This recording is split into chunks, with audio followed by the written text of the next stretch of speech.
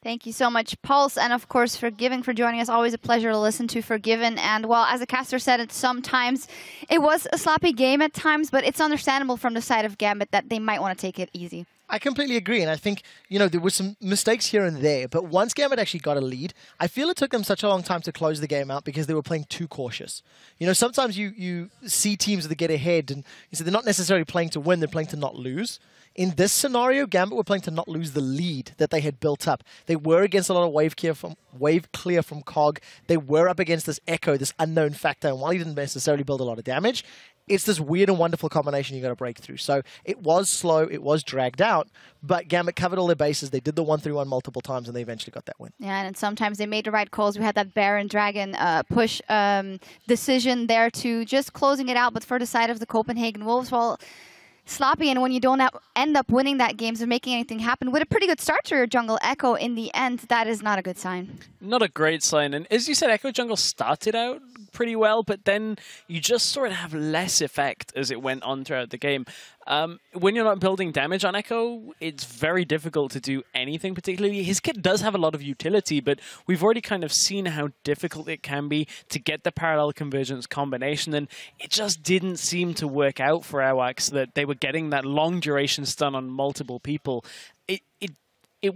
It showed signs of life, but I don't think it's something we're going to see often. I agree, and I also don't think it really fit into the team composition. The AP COG didn't necessarily fit the same flavor as the Nautilus Lucian Rumble that really want to go in. Echo needs to kite and set things up and went tanky, so I don't really see what Copenhagen was also trying to put into effect. I feel if they had a slightly more damage-dealing mid laner, things could have gone differently. But yeah, the big story for me is that Gambit, they got a win. We heard Forgiven talking about having the coach and how it's impacting the team, and we'll need to see if they can keep that up tomorrow when they have some more games. Yeah, once they turned around their losing streak, they were for a really good winning streak, so we'll see. And Echo OP 0-2 in European LCS so far, so let's see about that. Now, over the course of today's games, one player was really looking to make or break your fantasy LCS squad this week after picking up 13 kills, 12 assists, and going deathless for an unreal KDA of 25. It's H2K's Yarn, and who else could it be? Today's fantasy LCS leader, coming in just shy of 50 points on the day. Not really a surprise. He says it's all Kasing, but he definitely did something there. Oh, most certainly. Great positioning, great decision-making. I'm particularly happy because he's on my PTL FL4 team, which you're going to be hearing about every single week as we continue to progress. But, you know, great performance, and I just think despite the fact H2K were pushed really, really hard, Hjarnan stepped up. He in the interview actually said, I had to carry a little bit more, and he did. Yep, but points, they aren't everything. Sometimes what you need is an all-or-nothing play. From @NJChef tweeted, whoa, Frederick should be using Safecracker Evelyn because that was a robbery. Here is your LCS big play of the day. Not very far away. There's only 2 members nearby. Frederick could flash over to try steal. He got it! He steals it! Frederick manages to show up big once more. Baron secured for Giants.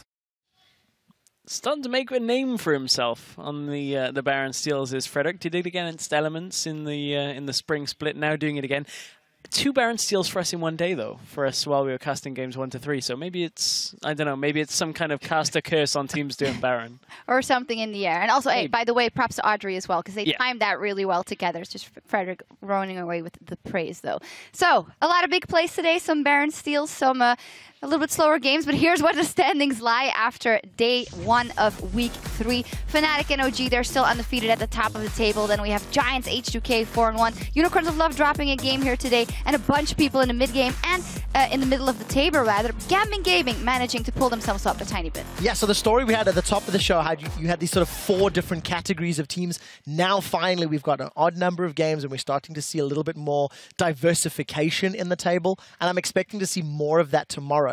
The thing I'm getting super excited about is the potential of the 6-0 Fnatic, theoretically, against the theoretical 6-0 Origin next week. That is what I'm getting excited about. It is a little bit away, and there's still some more games tomorrow, but that's what I'm antsy for. Yeah, they could drop a game tomorrow, of course, so let's take a look at the schedule for tomorrow. We're going to start the day with a game between Fnatic and Giants Gaming, and well, who knows, maybe the Giants have it in them to upset Fnatic. They have been on an absolute roll. They have been, but they did drop against Origin.